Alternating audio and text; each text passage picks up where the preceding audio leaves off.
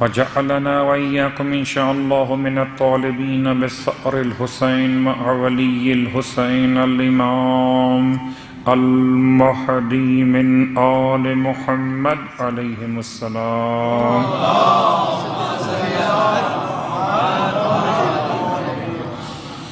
اما بعد، شکر پروردگار کہ ماہ رمضان کے 7 روزے مکمل ہو گئے اور ماہ رمضان کی یہ 8ویں شب ہے جس میں امام سید سجاد علیہ السلام کی روایت کے اعتبار سے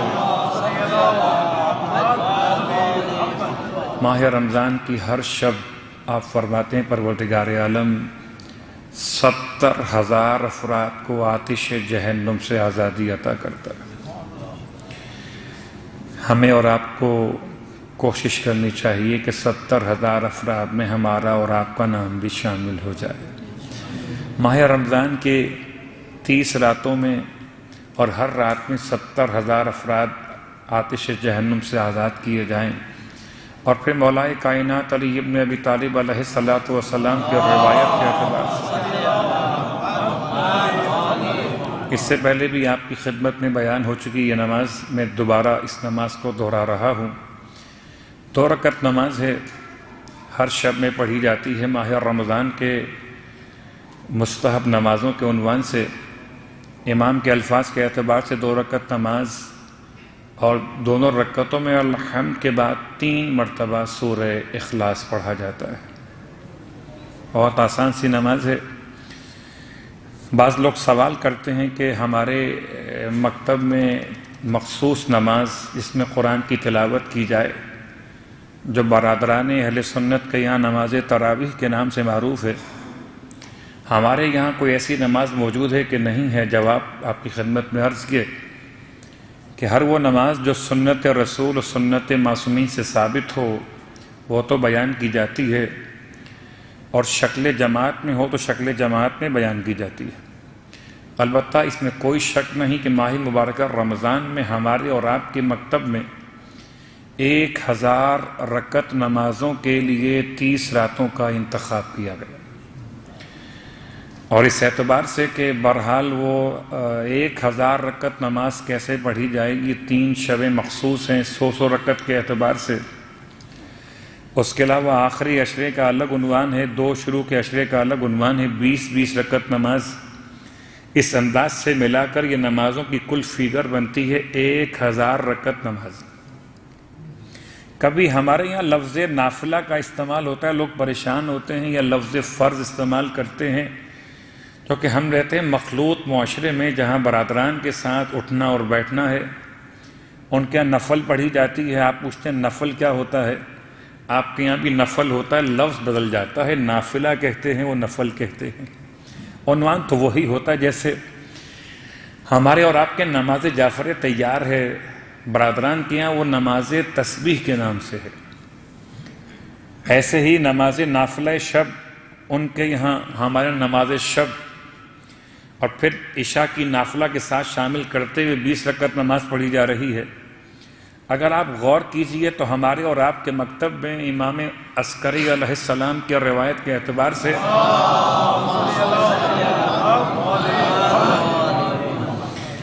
امام فرماتے مومن کی 5 علامتوں میں سے ایک علامت، بہت معروف روایت آپ نے بہت بار سنی ہوگی اور خاص 40 کے شب میں سنی ہوگی، یا ربیع الاول کی 8 تاریخ کی شب میں سنی ہوگی، یا امام سے منسلک شب ہو یا 40 سے متعلق عنوان ہو.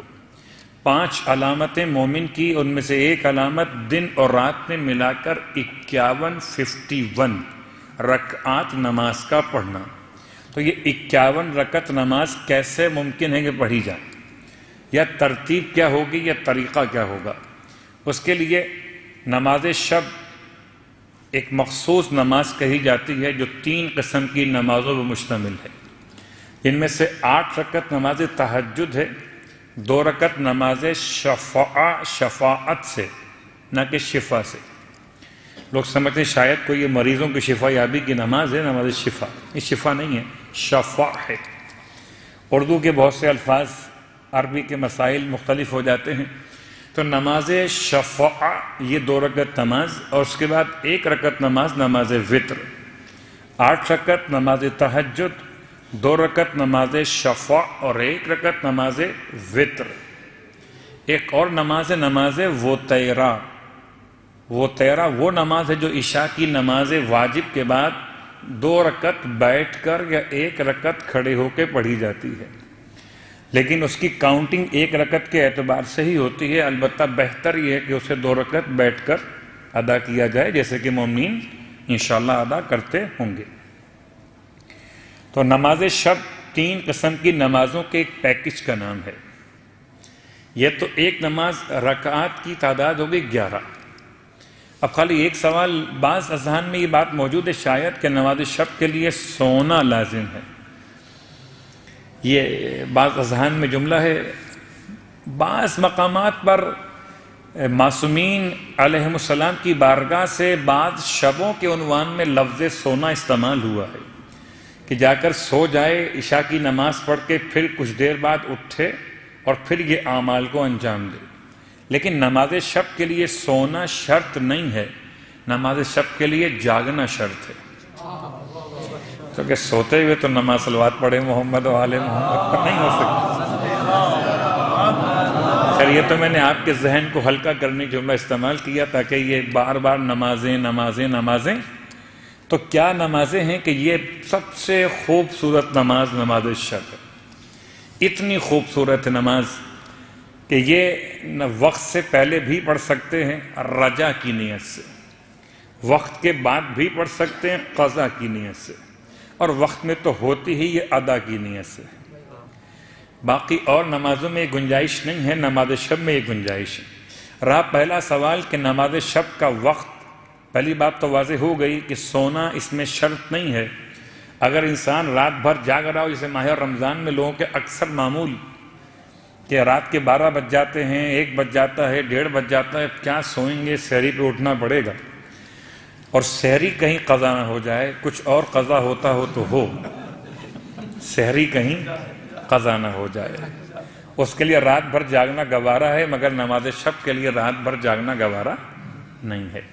لیکن بہرحال سحری سنت ہے، کتنا احسان ہے اللہ کے رسول کا کہ وہ جو میری اور آپ کی جسمانی خواہش تھی کہ ہم کچھ کھاتے تو یہ کھانا فطرت ہوتا، مگر اس فطرت کو عبادت کے نام سے سنت رسول میں تبدیل کر دیا ہے۔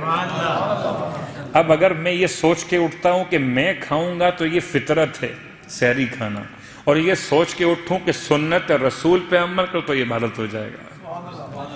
ذرا سا نیت کا مسئلہ ہے، بات تو وہی ہے۔ لوگ کہتے ہیں کان یہاں سے پکڑ لیجئے کہ یہاں سے کان تو پکڑے گئے، لیکن بات یہ نہیں ہے، نیت کا بہت بڑا دخل ہے اعمال کے ثواب میں اور غیر ثواب میں۔ خیر بات ہو رہی تھی کہ ماہ رمضان اور ماہ رمضان کی راتوں میں رات کا اٹھنا اور نماز شب کا وقت کیا ہے پورے سال کے لیے، پوری زندگی بھر کے لیے، اس کا وقت تبدیل نہیں ہوتا۔ آپ سوئیں یا جاگیں، رات کا نصف شب یعنی آدھی رات۔ اب اپنے آپ کو روکتے ہوئے کہ آدھی رات کی وضاحت میں کہیں اور پھر میں تفصیل میں نہ چلا جاؤں کہ آدھی رات کی تعریف کیا ہے، تو رات کی تعریف کیا ہے، رات کہتے کسے ہیں؟ سورج کے غروب ہونے سے لے کر سورج کے نکلنے کے درمیانی وقفے کو رات کہتے ہیں، یا نماز مغرب کے وقت سے لے کر نماز فجر کے وقت کے درمیان کے حصے کو رات کہتے ہیں۔ فرق دونوں میں کیا ہے؟ تقریباً آدھا گھنٹے کا فرق ہے، نہیں زیادہ، 15 منٹ یہاں پر تقریباً اور 1.25 گھنٹہ وہاں پر، تقریباً 1.5 گھنٹے کا فرق پڑے گا ان دونوں تعبیرات کے اندر کہ رات کی تعریف کیا ہے۔ البتہ نارمل ہمارے اور آپ کے سب کے ذہنوں میں ایک جملہ بسا ہوا ہے، ہم اس علاقے میں رہتے نہیں ہیں کہ جہاں رات ہی رات ہوتی ہو، دن نہیں ہوتا ہو، یا دن ہی دن ہوتا ہو رات نہیں ہوتی ہو۔ ہم نارمل ایریے میں رہتے ہیں، تو رات کا مطلب رات کے 12 بجے۔ میں فی الحال نماز عشاء کی قضا کی بات نہیں کر رہا، یہ نماز شب کی بات کر رہا۔ تو نماز شب کا وقت نصف شب سے، تمام مراجع الزام کے نزدیک بہت معروف سا مسئلہ، نماز شب وقت شروع ہو جاتا ہے نصف شب سے، اور اس کا ادا کا وقت رہتا ہے اذان فجر کا وقت ہو جانے تک، یا ہو جانے سے پہلے پہلے نمازی پڑھ لی جائے۔ لیکن کبھی ایسا ہو سکتا ہے کہ انسان نماز شب شروع کرے اور صبح کی اذان ہو جائے، تو اس کے درمیان پھر کیا کرے گا؟ جواب بڑا آسان سا ہے، اس کے درمیان اگر وہ 4 رکعت نماز تہجد پڑھ چکا تھا اور پھر فجر کی اذان کا وقت ہو گیا، تو اس کی پوری نماز شب جو باقی رہ گئیں 4، 2 اور 1، یہ سب کے سب ادا کی نیت سے ہی پڑھی جائیں گی۔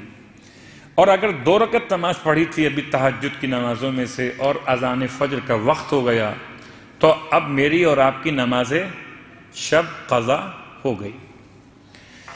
لیکن آقا سستانی فرماتے ہیں کہ بعید نہیں کہ نماز شب کو عشاء کی نماز کے بعد بھی پڑھا جا سکے۔ بہت اچھی ان کی اصطلاح ہے یا ان کے جو استنباط ہے، بہت آسان میرے اور آپ کے لیے سمجھنا۔ لفظ کیا ہے؟ نماز شب۔ شب کب ہو جاتی ہے؟ جب عشاء کی نماز ہو، مغرب کی نماز، تو شب تو ہو جاتی ہے نا۔ جب شب ہو جاتی ہے تو نماز شب بھی ہو سکتی۔ صلوات پڑھے محمد و آل محمد۔ باقی مراجع عظام کہتے ہیں کہ اگر کوئی جوان ہو، ماشاءاللہ سارے جوان بیٹھے ہوئے، اگر کوئی جوان ہو اور اس کے لیے اٹھنا اتنی رات میں ماہ رمضان کے علاوہ، پھر پوچھیں گے آپ سے عید کے فرسٹ نائٹ کے بعد کیا ہوا، آنکھ کھلی کہ نہیں کھلی، سیکنڈ نائٹ، تھرڈ نائٹ، عید کے بعد کیا ہو رہا تھا، مسائل الگ ہو جائیں گے، بالکل الگ ہو جائیں گے۔ حالانکہ کچھ خرابی آئے گی، تبدیلی معمولات میں، لیکن بہرحال نیند کا غلبہ رہے گا۔ اگر کوئی جوان نیند کے غلبے کی بنیاد پر آدھی رات میں اٹھ کر یا نماز فجر سے پہلے اٹھ کے نماز شب نہیں پڑھ سکتا ہے، تو ٹھیک ہے، وہ نماز عشاء کے بعد نماز شب کو پڑھ کر سو جائے۔ نہ ہونے سے ہونا بہت بہتر ہوتا ہے، تو نماز شب کو عشاء کی نماز کے بعد پڑھ کر سو جائیے۔ اب رہا مسئلہ کہ یہ نماز اگر وقت سے پہلے پڑھی جائے تو رجا کی نیت سے ان مراجع کے لحاظ سے جو کہتے ہیں کہ آدھی رات کے وقت نماز کا وقت ہوا تھا، آدھی رات سے پہلے نماز شب پڑھ لینا کیا ہے؟ رجائے مطلوبیت۔ البتہ آقا سیستانی کے یہاں آپ قربت کی نیت سے بھی پڑھ سکتے ہیں نماز شب عشاء کی نماز کے بعد۔ اور اگر نماز شب قضا ہو جائے تو جیسی فجر کی نماز آپ پڑھ لیں تو آپ نماز شب دوبارہ یعنی قضا کی نیت سے پڑھ سکتے۔ میں نے بہت ڈیپ میں مسائل بیان کر دیے، بس خالی ایک جملہ، آپ کے پاس ایک بہت عمدہ سا عذر ہے جو میں جانتا ہوں، تقریباً ایسے ممالک میں جاب کرنے والے ایک سوال کرتے ہیں، مولانا وقت نہیں ملتا، چونکہ صبح 6 بجے نکلنا ہے، 5 بجے نکلنا، جاب پر دبئی پہنچنا ہے، یہاں سے ٹریفک کا وہ ہجوم ہے جو بڑا مشکل ہو جاتا ہے۔ اس کے لیے بہت آسان سا راستہ ہے کہ آپ گھر سے نکلیں، اگر آپ اپنی گاڑی چلا رہے ہیں، آپ خود ڈرائیونگ کریں تو بھی آسان ہے، اور اگر آپ کسی ٹرانسپورٹ کو یوز کریں تو بہت آسان ہے، آپ جاگتے چلتے پھرتے اپنی نماز شب کی قضا پڑھ سکتے ہیں، گاڑی چلاتے ہوئے بیٹھے بیٹھے بھی، کوئی مشکل نہیں ہے۔ البتہ آپ گھبرائیے نہیں، لوگ پوچھتے ہیں کیا نماز شب پڑھتے پڑھتے گاڑی کہیں ٹکرا نہیں جائے گی؟ تو میں نے کتنے افراد سے سنا کہ روزے میں جب واپس آ رہے تھے بڑی نیند غالب تھی، جھومتے جھامتے نیند کا جھونکا آتا تھا، زندہ پہنچ گئے۔ تو جو زندہ پہنچا سکتا ہے اس وقت بھی، اور نماز شب کی برکت سے آپ کو بھی بچاتا ہے اور آپ کی گاڑی کو بھی بچاتا ہے۔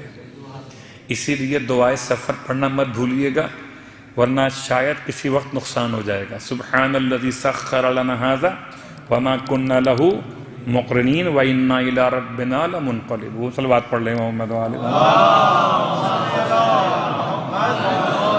محمد۔ چلیے یہ تو بات تھی یہاں کی۔ اب اگر میں یہاں سے اپنے درس کے بعد فارغ ہو کر گھر جا رہا ہوں تو یہاں سے گھر جاتے ہو نماز شب پڑھ سکتے ہیں آپ۔ کیسے پڑھ سکتے ہیں کہ آپ نے نیت کی، اگر ممکن ہے آپ کے لیے قبلہ رخ ہونا، ہی قبلہ رخ ہے، آپ نے رخ کیا بسم اللہ اللہ اکبر، تہجد 2 رکعت قربۃ اللہ، آپ نے پھر موڑ دیا، چلنا شروع کر دیا، بسم اللہ الرحمن الرحیم الحمدللہ رب العالمین، بس موبائل یوز نہیں کرنا، نماز پڑھ رہے ہیں۔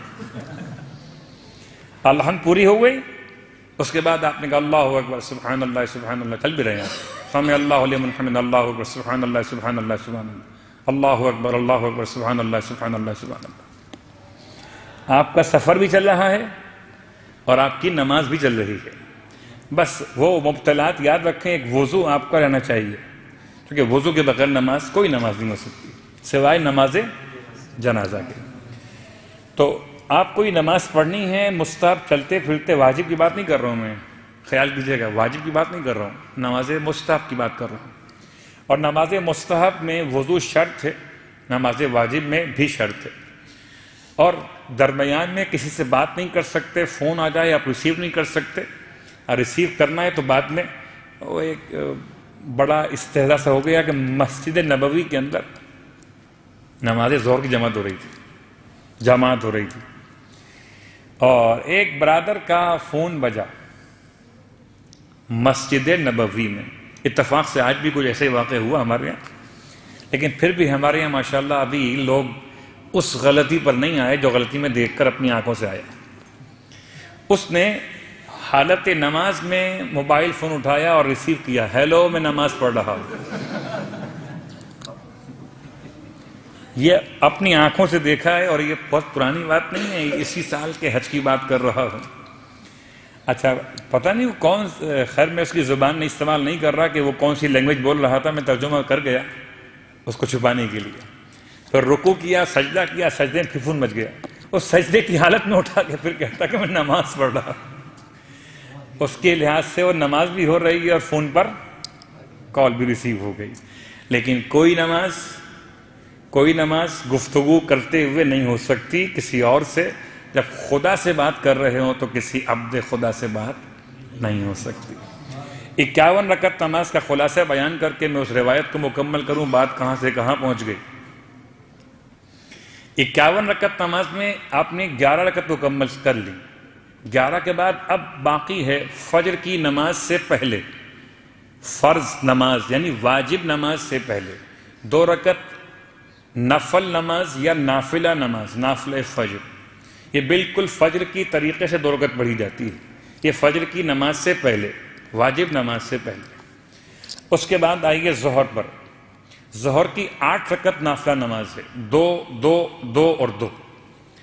ہر 2 رکعت نماز پر سلام مکمل کر کے پھر نیت کرنا ہوگی۔ 8 رکعت نماز نافلہ ظہر یا نفل ظہر کی، ظہر کی واجب 4 رکعت نماز سے پہلے، اور اسی انداز سے عصر کی 8 رکعت نافلہ نماز عصر کی واجب نماز سے پہلے۔ پھر مغرب کی نافلہ نماز پڑھنی ہے، مغرب کی نماز واجب پڑھنے کے بعد 4 رکعت 2 2 رکعت کر کے۔ پھر عشاء کی نماز نافلہ ہے جو بیان کر چکا میں، نماز وطیرہ کے نام سے، کہ جو بیٹھ کے پڑھی جاتی ہے، اور اس میں بہت عمدہ ہے اگر کوئی انسان سورہ واقعہ کی تلاوت کرے نماز وطیرہ میں، بیٹھ کے پڑھے، مشکل تو کوئی نہیں ہے۔ رکعت اول میں الحمد کے بعد سورہ واقعہ پڑھ لے، تو سورہ واقعہ کے 2 فائدے ہو جائیں گے، ایک رات کو روزی کنفرم ہو جائے گی، ایک نماز وطیرہ میں اس کی تلاوت کا ثواب بھی مل جائے گا۔ البتہ مولائے متقیان کی جو 2 رکعت نماز بیان کی گئی ماہ رمضان کی راتوں میں، وہ نماز کون سی ہے کہ ہر رکعت میں الحمد کے بعد 3 مرتبہ سورہ اخلاص۔ اس کا ثواب اتنا ہے کہ پروردگار عالم 70,000 گناہوں کو معاف کر دیتا ہے۔ پروردگار عالم انسان کے نام اعمال میں 70,000 حج کا ثواب اور نیکیوں کو لکھ دیتا ہے، غلاموں کو آزاد کرنے کا ثواب عطا فرماتا ہے، اس کے درجات بلند ہو جاتے ہیں۔ تو لہٰذا اس نماز کو ماہ رمضان کی راتوں میں اس لیے آج بیان کیا کہ اس سے پہلے میں لاسٹ ایئر میں بیان کر چکا، اب تو آپ کے یہاں بار بار آتے آتے مجھے بھی یاد نہیں رہا کہ کون سی بات بیان کی ہے اور کون سی بیان نہیں کی ہے۔ بہرحال ابھی پھر بھی ہمارے پاس سمجھیں 21 یا 22 راتیں موجود ہیں۔ صلوات پڑھ لیں محمد و آل محمد۔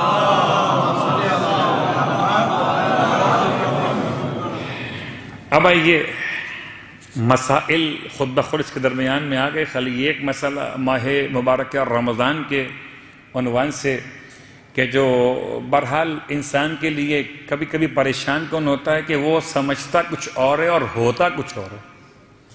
وہ سمجھتا ہے میں سفر شروع کر رہا ہوں، مسافر پہ روزہ نہیں ہوتا، اور وہی سمجھ کر اپنے گھر سے ناشتہ کر لیتا ہے۔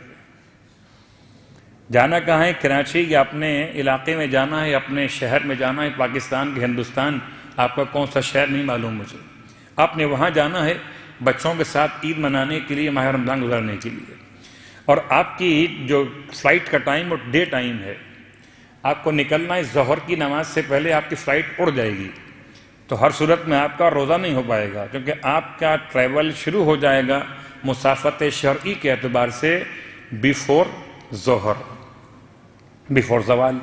تو ایسی صورت میں آپ یہ سمجھ رہے ہوتے ہیں کہ شاید اب آپ کو کھانا پینا الاؤ ہے۔ ماہ رمضان میں کھانا پینا الاؤ ہو تب بھی کھانا پینا نہیں چاہیے۔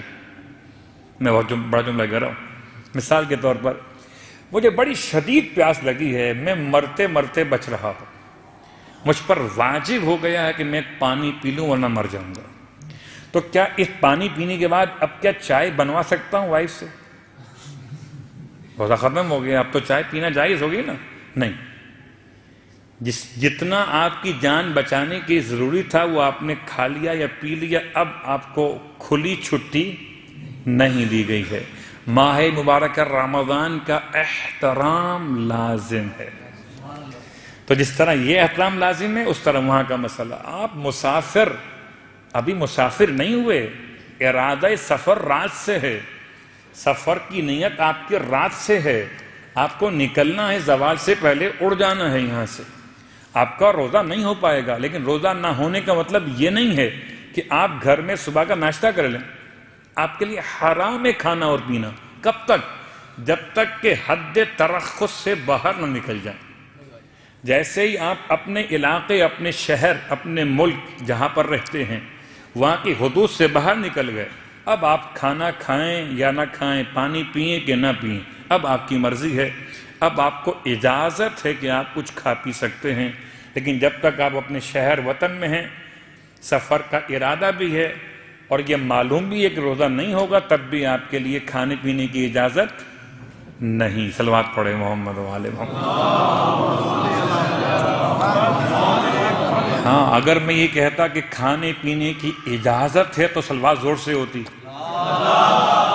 چھوٹا مسئلہ ہو گیا۔ ہمارے اور آپ کے لیے تو بہت آسان سی بات ہے، وہ نیاز جو کھانے پینے والی ہے بڑی اچھی لگتی ہے، اس نیاز میں روزہ رکھنا وہ بڑی مشکل ہو جاتی ہے۔ خیر ماشاءاللہ۔ انا انزلنا التورات، کل ہم بات کر رہے ہیں تورات کے بارے میں۔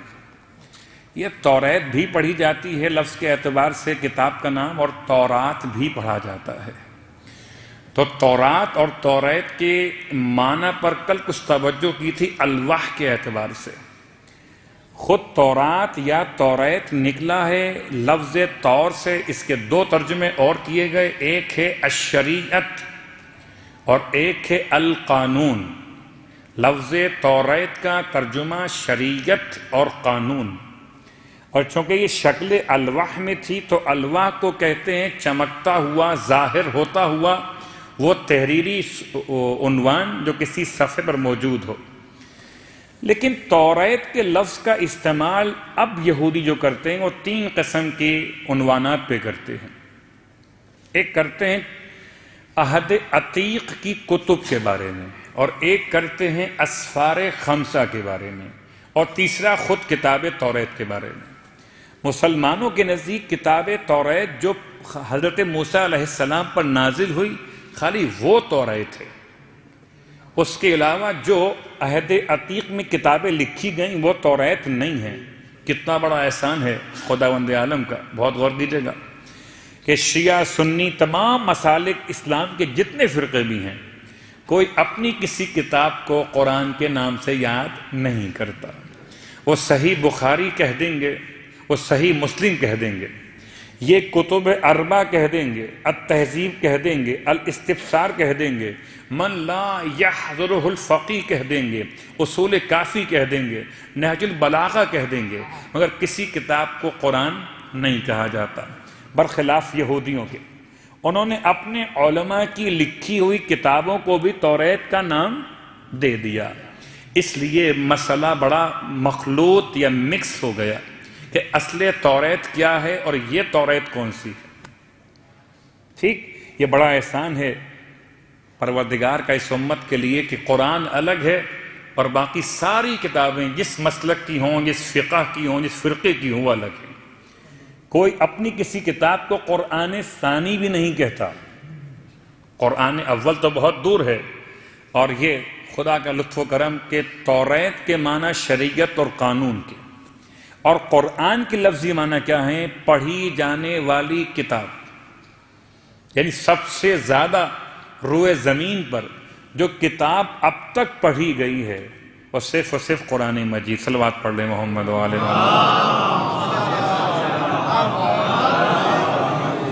تو کتاب توریت کے 3 حصے میں نے آپ کے سامنے بیان کیے. ایک عہد عتیق کی کتب جو لکھی علماء نے یہود کے اپنے ہاتھوں سے، اور ایک اسفار 5، سفر پیدائش، سفر خروج، سفر لاویان، سفر اعداد اور سفر تثنیہ. یہ 5 اسفار ہیں کہ جن کو آج بھی توریت کے نام سے یاد کیا جاتا ہے. اب ان پہ کون کون سے احکامات ہیں اس پر تو بات آنے والی ہے. البتہ شاید اتنی تفصیل کی گنجائش اب نہ ہو میرے پاس، ورنہ توریت ایسا نہ ہو لوگ کہیں کہ مولانا صاحب نے قرآن چھوڑ دیا اور توریت شروع کر دی ہے. اور توریت کے جو اسفار 5 اس پر صرف خالی ایک جملہ کہ کیا یہ موسیٰ علیہ السلام کے زمانے میں لکھے گئے، یہ بھی اسفار 5 یہ بھی توریت کا حصہ نہیں ہے. حتیٰ کہ آخری سفر تثنیہ اس میں تو بہرحال بالکل واضح ہے کہ موسیٰ علیہ السلام کے وفات کے بعد لکھا گیا، اور آج اس کو لوگ توریت مانتے ہیں. سفر خروج، سفر پیدائش. سفر کا مطلب کیا ہے؟ ملا صدرہ کی 4 کتابیں ہیں فلسفے کے عنوان میں، بہت سخت ترین جو کتابیں اسفار 4 کہلاتی ہیں، 4 سفر. ایسے یہ 5 سفر توریت کے. سفر کا مطلب کیا ہوتا ہے؟ روحانی، کوئی تصوف، کوئی عروج، کوئی معراج کی کوئی تذکرہ کہ انسان اپنے آپ کو کتنا چلا سکتا ہے خدا سے قریب لے جاتے ہوئے. سفر، نہ کہ وہ سفر کے جو کسی اور معنی میں استعمال ہوتا ہے. یہ سین فیر سفر. سفر پیدائش، موسیٰ علیہ السلام کی پیدائش کے واقعات. سفر خروج، موسیٰ علیہ السلام کے جوانی کے واقعات، احکام پروردگار، موسیٰ علیہ السلام کی شریعت کی باتیں. سفر لاویان. لاویان موسیٰ علیہ السلام کے آباء و اجداد کے حوالے سے. لاویان کیا ہے؟ موسیٰ علیہ السلام کے زمانے سے پہلے ذرا غور کیجیے گا کہ پروردگار نے جناب یعقوب علیہ السلام کے فرزند جناب یوسف علیہ السلام سے بہت مشہور روایت واقعہ آپ کا سنا ہوا، پورا بیان نہیں کر رہا. جب نبوت کا نور منتقل ہوا حضرت یوسف علیہ السلام کی نسل سے، تو کہاں گیا؟ جناب یعقوب علیہ السلام کے ایک اور بیٹے جناب لاوی کی نسل میں چلا گیا. اور اس لیے پروردگار عالم کبھی کبھار موسیٰ علیہ السلام کو یبنا لاوی کہہ کر خطاب کیا کرتا تھا، اے لاوی کے بیٹے. تو سفر لاویان، سفر اعداد ان کے اعتبار سے دنوں کے مسائل، اور سفر تثنیہ موسیٰ علیہ السلام کی وفات کے بعد کے حالات. صلوات پڑھیں محمد و آل محمد.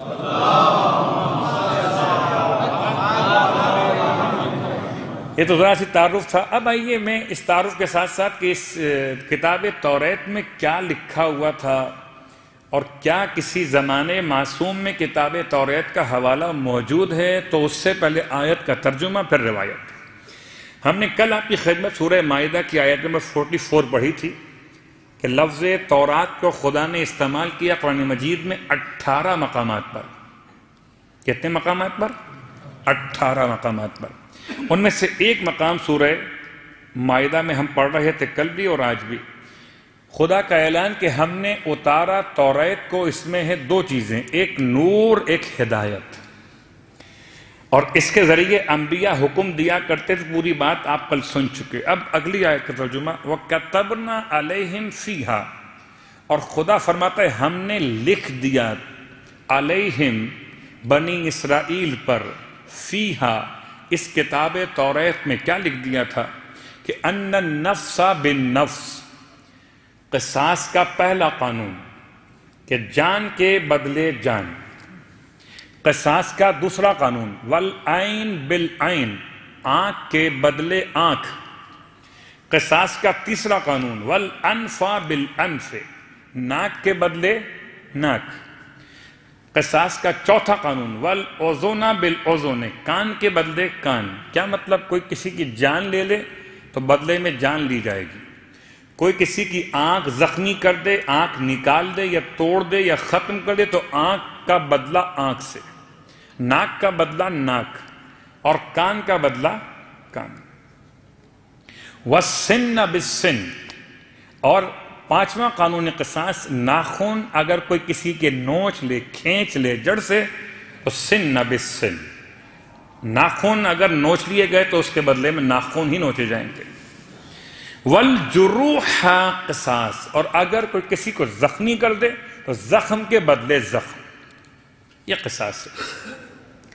فمن تصدق، یہ اس لیے میں نے اتنا کھول کے بیان کیا، اگر کوئی آپ سے کہتا ہے کہ قرآن میں بڑے سخت قوانین ہیں تو آپ جواب دیجئے قصاص کے سارے قانون وہی ہیں جو پروردگار نے کتاب انجیل میں، کتاب زبور میں اور کتاب توریت میں پہلے ہی بیان کر دیے تھے۔ خدا تو وہی خدا ہے جو توریت بیان کرنے والا، زبور اور انجیل کا نازل کرنے والا، اسی نے قرآن کو اتارا ہے۔ فمن تصدق بہ، پس اگر کوئی اس کو معاف کر دے، یعنی اگر کوئی جان کے بدلے جان نہ لے، آنکھ کے بدلے ناک کے بدلے کان کے بدلے اور ناخن کے بدلے اس کا عوض نہ لے، تصدق بہ، بخش دے، صدقہ کر دے، فہو کفارۃ لہ، تو یہ عمل اس تصدق کرنے والے کے لیے گناہوں کا کفارہ ہو جائے گا۔ ومن لم یحکم بما انزل اللہ، اور جو لوگ پھر اس کے بعد خدا کے حکم کو نافذ نہ کریں، فاولئک هم الظالمون، وہ لوگ بڑا ظلم کرنے والے۔ اب توریت کے بارے میں جو معصومین کی بارگاہ سے روایات ملی ہیں، ان میں مولا کائنات علی ابن ابی طالب علیہ السلام سے 5 کلمات، امام نے توریت کے 5 کلمات بیان کی۔ اس سے پہلے میں ایک خلاصہ پیش کر رہا ہوں، اور یہ شاید کسی حد تک شباہت کرتا ہے یہ خلاصہ جو مقدمہ ہے توریت کا، کہ جو سورہ مبارکہ العنعام کی آیت نمبر 151 میں 10 احکام، 151، 152 اینڈ 153، یہ 3 آیات میں تقریباً یہ 10 احکام مکمل ہوتے ہیں۔ یہ تقریباً شباہت ہے 10 احکام سے۔ توریت کا مقدمہ، پہلا حکم تھا اس میں کہ پروردگار کی عبادت، وحدہ لا شریک پروردگار کی بندگی اختیار کرنا، نمبر 2 شکر پروردگار کرنا، نمبر 3 اپنے والدین کا شکریہ ادا کرنا، کتاب توریت، نمبر 4 نفس محترمہ کے قتل سے اپنے آپ کو روک دینا، نمبر 5 جھوٹی قسم کھانے سے اپنے آپ کو الگ کر لینا، نمبر 6 حسد اور جیلسی سے اپنے آپ کو روک لینا، نمبر 7 سود کھانے سے اپنے آپ کو الگ کر لینا، نمبر 8 چوری کرنے سے اپنے آپ کو جدا کر لینا، نمبر 9 غیر خدا کے نام پر ذبیحہ کرنے سے اپنے آپ کو ہٹا لینا، نمبر 10 جو آپ کو اپنے لیے پسند لگتا ہو اسی کو دوسرے انسانوں کے لیے پسند کر لینا۔ یہ مقدمہ ہے کتاب توریت، ٹھیک۔ اب آئیے 5 باتیں وہ کون سی ہیں جو مولا کائنات علی ابن ابی طالب علیہ السلام نے کتاب توریت کی۔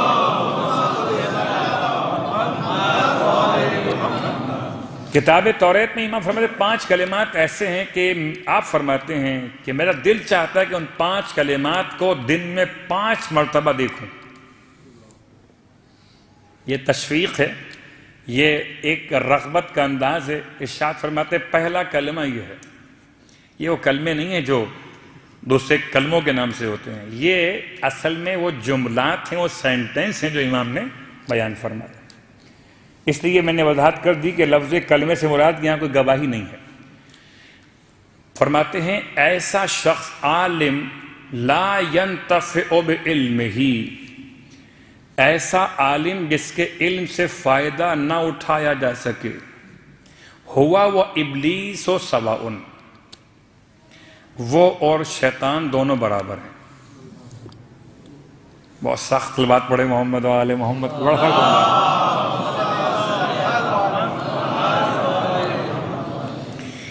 تو عالم جس کے علم سے، اب دو شاید اس کے ترجمے کیے جائیں کہ عالم اپنے علم سے خود فائدہ نہ اٹھائے یا اس کے علم سے لوگ فائدہ نہ اٹھائیں، یا میں الفاظ کو یوں کہہ لوں کہ ابلیس کیا عالم تھا؟ جواب جی ہاں، ابلیس عالم تھا۔ ابلیس جاہل نہیں تھا، ابلیس کو معلوم تھا کہ اس کو خدا نے آگ سے بنایا ہے اور آدم کو خدا نے مٹی سے بنایا ہے۔ ہمارے کل ایک مومن پوچھ رہے تھے کہ شیطان فرشتوں میں سے تھا تو وہ شیطان کیسے ہو گیا؟ فرشتے بنے ہیں کس سے؟ نور سے۔ شیطان بنا ہے نار سے، ٹھیک؟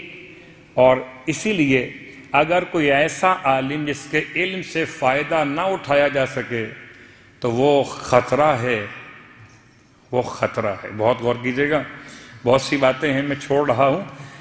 اور اس کے بعد ایسا سلطان لا یعدل فی رعیتہ ہوا وفرعون سواء، ایسا حکمران جو اپنی رعیت میں عدالت قائم نہ کر سکے وہ اور فرعون برابر ہے۔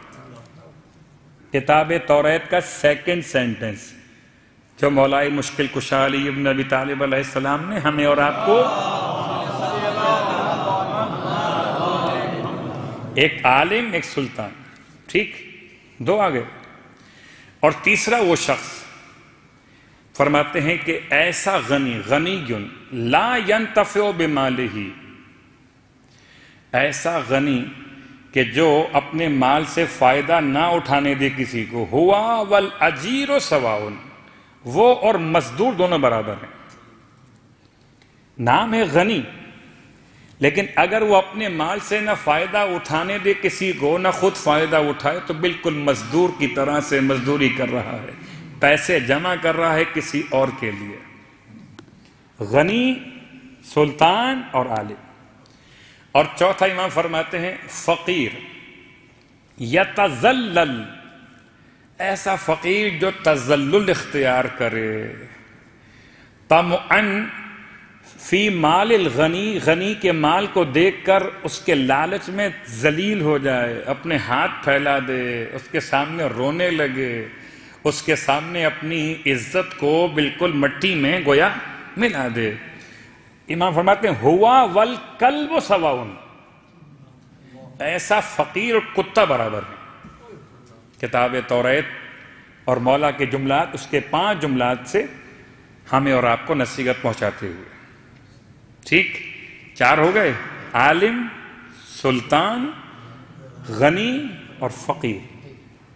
اور پانچواں کون ہے؟ امرأۃ تخرج من بیتہا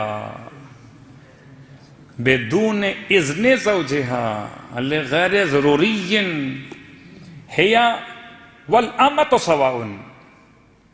ارشاد فرماتے ہیں اگر کوئی خاتون شادی شدہ اپنے شوہر کی اجازت کے بغیر اپنے گھر سے باہر نکل جائے، لغیر ضروری، جبکہ نکلنا کوئی ضروری امر کی بنیاد پر بھی نہ ہو، مثلا کوئی ایمرجنسی نہیں ہے، گھر میں آگ نہیں لگی ہے، گھر میں کوئی حادثہ نہیں ہو گیا ہے، کوئی جان خطرے میں نہیں آ گئی ہے، کوئی میڈیکل ایمرجنسی نہیں ہے، اس کے باوجود نارمل لغیر ضروری۔ آپ فرماتے ہیں ایسی خاتون اور کنیز دونوں برابر ہیں۔ یہ جملہ ہمارے آپ کے لیے تو شاید اتنا زیادہ کوئی فرق نہیں پڑا، لیکن لفظ کنیز یعنی اب میں اردو میں کہتا ہوں وہ اور ماسی برابر، کلمات پڑھے محمد والے، اب واضح ہو جاتا۔ اگر میں کیا مثال دوں، اگر وہ جو آپ نے اگر ڈیزائن دلوایا ہو اپنے گھر میں خاتون کو، اگر گھر کی ماسی کو پہن کر آ جائے تو آپ یقین کیجئے پھر وہ خاتون وہ کپڑا نہیں پہنے گی۔ تو اس لیے یہ لفظ بہت قریب تھا ذہن سے۔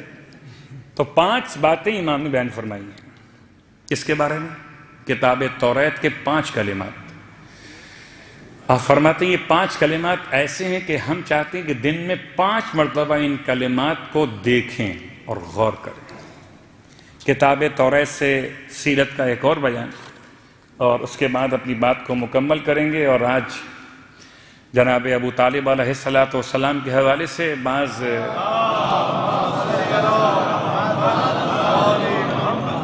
تاریخیں بیان ہوں گی انشاءاللہ، مگر اس سے پہلے ایک جملہ مکمل کر لیں کہ بہت مشہور روایت جو آپ نے بہت بار سنی ہے، اتنی بار سنی ہے پھر اس کو دہرا دیتا۔ ان میں سے ایک بات تو ایسی ہے جو شاید آپ کو یاد ہو کہ نہ ہو، میں ریپیٹ کر رہا کہ ایک شخص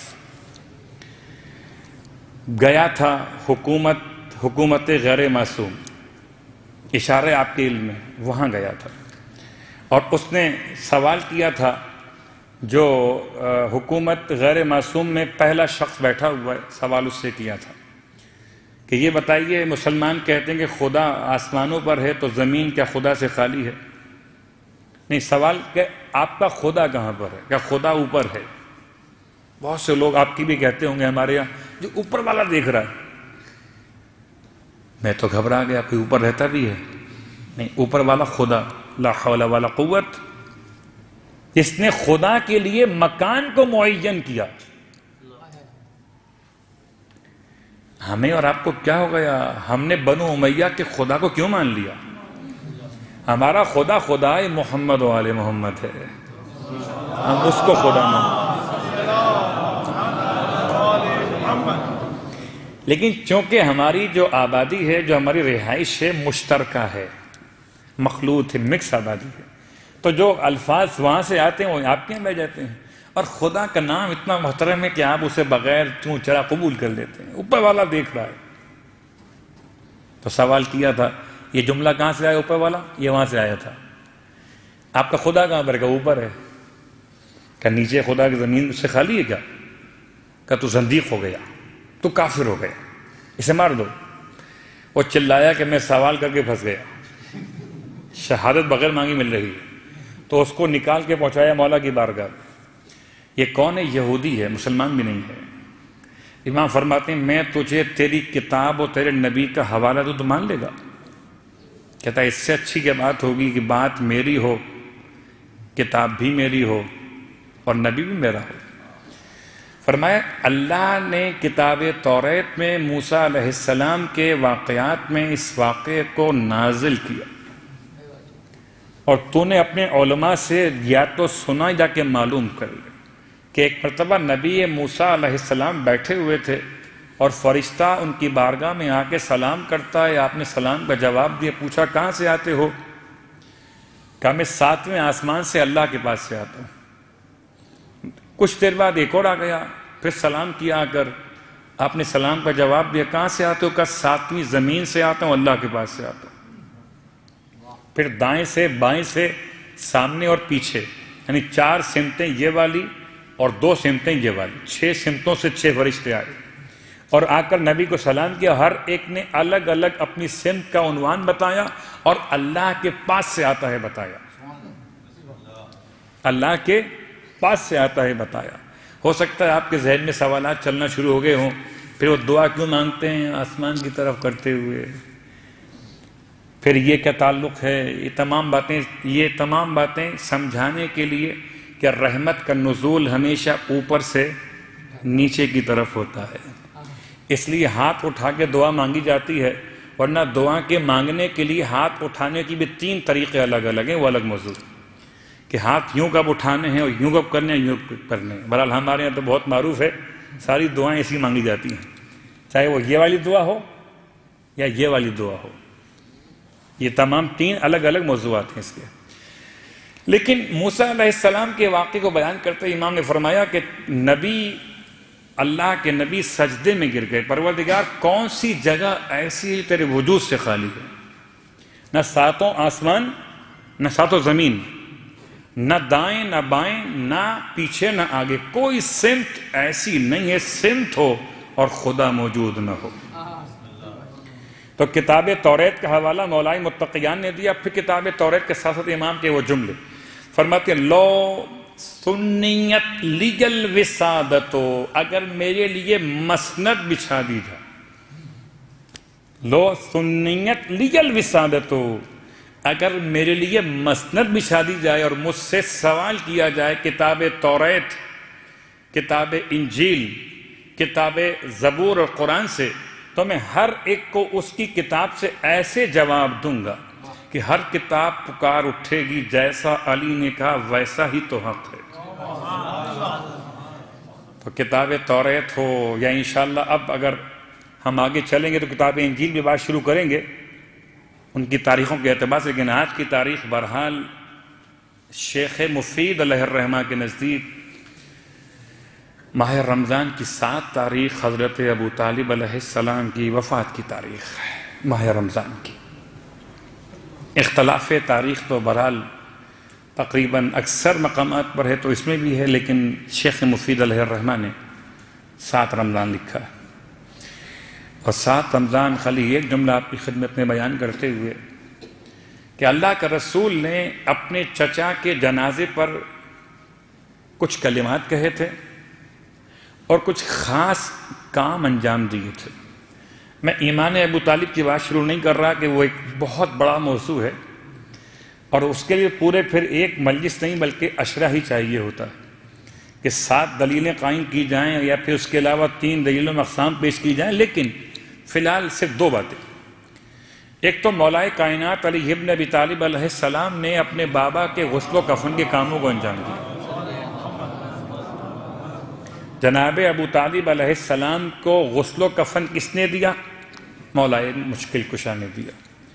اور مولا مشکل کشا نے کیوں دیا؟ کہ حکم رسول خدا تھا کہ آپ اپنے بابا کے جنازے کو تیار کیجئے، غسل و کفن دیجئے۔ کیا شان ہے! میرے مولا کائنات کے ہاتھوں سے جن شخصیتوں کو غسل و کفن ملا ان میں جناب سیدہ سلام اللہ علیہ،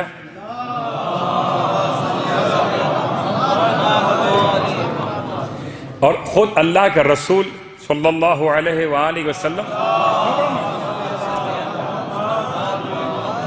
اور غیر معصوم میں غسل و کفن نہیں ملا مولا کے ہاتھ سے، خالی وہ نسبت ملی کہ جب مدائن میں جناب سلمان کا انتقال ہوا تو مولا مشکل کشا مدینے سے مدائن پہنچے طی الارض کے ذریعے سے، اور آپ نے جناب سلمان کے کفن کے کپڑے کو چہرے سے ہٹایا اور مسکرا کے کلام کے سلمان نے مولا مشکل کشا سے۔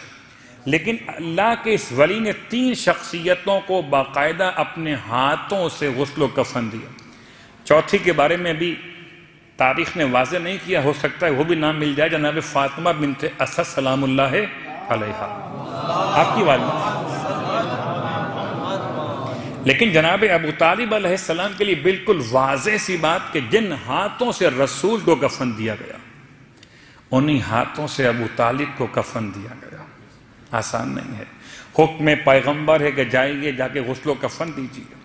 اور اس کے بعد آپ نے کچھ ایسے الفاظ زبان سے ادا کیے، کب؟ جبکہ اللہ کے رسول جنازے پر آئے تو آپ نے جنازے کو جب اٹھایا جا رہا تھا ارشاد فرماتے تھے روتے ہوئے، چچا آپ نے صلہ رحمی کا حق ادا کر دیا۔ پہلا جملہ، چچا آپ نے صلہ رحمی کا حق ادا کر دیا، آپ نے بچپن میں میری کفالت کی، میری تربیت کی، اور جب میں بڑا ہوا تو میری نصرت اور مدد کی۔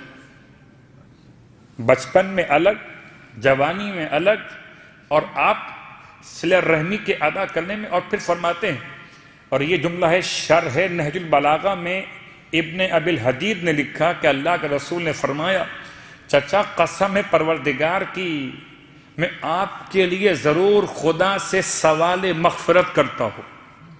یہ خدا نہ خواستہ مقام ابو طالب کا حوالہ نہیں بلکہ عظمت سمجھانے کے لیے، جو لوگ کہتے ہیں آج کے دور میں ضرور آپ کے لیے مانگتا ہوں اللہ سے، اور میں آپ کی ایسی شفاعت کروں گا قیامت کے دن، اس شفاعت کو دیکھ کر ثقلین پریشان ہو جائیں گے۔ اللہ اکبر! جن اور انس۔ ثقلان کون؟ جن اور انس۔ نہ جنوں میں اور نہ انسانوں میں کسی کو ایسا مقام ملا ہوگا چچا جیسا مقام میں آپ کو شفاعت کے ذریعے عطا کروں گا۔ جنازے پر رسول خدا کی کلمات، اور آپ کے ایک خاص عمل جو آپ نے کیا، اپنے رخسار کو یا اپنی پیشانی کو اپنے چچا کی پیشانی کے دائیں طرف 4 مرتبہ پھیرا، اور بائیں طرف 3 بار کہہ رہا ہوں۔ اب اس کی جو وجوہات ہیں، جو علل ہیں، وہ تو الگ موضوعات ہیں، لیکن کس طرح اپنی پیشانی کو، اپنے رخسار کو اپنے چچا کے منہ سے منہ ملتے تھے، اللہ اکبر! اتنی قربت کا احساس، اتنی محبت کا انداز تھا کہ یا یہ انداز اس چچا اور بھتیجے کے درمیان تھا، یا پھر وہ کربلا میں ایک اور چچا اور بھتیجا ہے۔ ایک کون سا چچا اور بھتیجا ہے؟ بھتیجا وہ ہے جس کے ہاتھوں میں ہتھکڑیاں پہنائی گئی ہیں، پیروں میں بیڑیاں پہنائی گئی ہیں، گلے میں طوق خاردار ہے، ناکوں کی مہار تھامے ہوئے بیویوں کے آگے آگے تازیانے مارتے ہوئے لے جایا جا رہا ہے۔ اور جب محرم کی 12 تاریخ کو باعجاز امامت پلٹ کے واپس کربلا میں آئے تو بنی اسد کے زمیندار لاش شہدائے کربلا کو دفن کر رہے تھے۔ پہلے تو گھبرا کے ٹیلوں کے پیچھے چھپ گئے کہ کوئی ایسا نہ ہو کہ مخبر یہاں پر آ گیا یزیدی لشکر کا، اور جب امام کو پہچان لیا تو قریب آئے، رو کے کہتے تھے مولا سے، مولا آپ کون ہیں؟ کہ میں حسین کا یتیم آیا ہوں، میں اس لیے آیا کہ تمہاری رہنمائی تو کر دوں، تم لاشیں دفن کر رہے ہو۔ رو کے کہتے تھے بنی اسد کے زمیندار مولا سجاد سے، مولا ساری لاشیں تو ایک جگہ مل گئی ہیں، ہمیں دفن کرنے میں آسانی ہو رہی ہے، لیکن مولا ایک لاش نہر کے کنارے اکیلی پڑی ہوئی ہے، مولا ہم پہچان نہیں سکتے اس لیے کہ سر کاٹا گیا ہے، مولا البتہ ایک نشانی اس کی یہ کہ اس کے بازو بھی کٹے ہوئے ہیں۔ امام سجاد تڑپ کے رو دیے، فرمایا تم ہاتھ نہ لگانا، ارے وہ میرے چچا عباس کی لاش ہے، میں اپنے ہاتھوں سے اٹھاؤں گا۔ میرا مولا سجاد اپنے چچا کے لاش کے کنارے پہنچے، نہر کے کنارے اپنے چچا کی لاش پر آئے، گڑھا تیار کیا قبر کے نام سے، جب چچا کو اتارا تو گر پڑے چچا کے سینے پر، اپنا منہ ملنا شروع کیا سینہ عباس پر۔ چچا آپ نے دیکھا مجھے ہتھکڑیاں پہنا دی گئیں، چچا یہ آپ کا سجاد ہے جسے تازیان مارے جا رہے ہیں، چچا یہ آپ کا سجاد جس کے گلے میں طوق گرا۔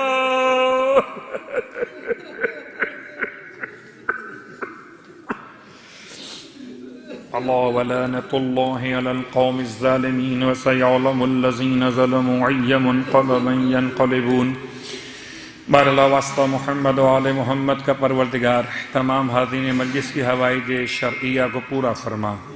بار اللہ واسطہ محمد و آل محمد کا پروردگار تمام تر حاضرین مجلس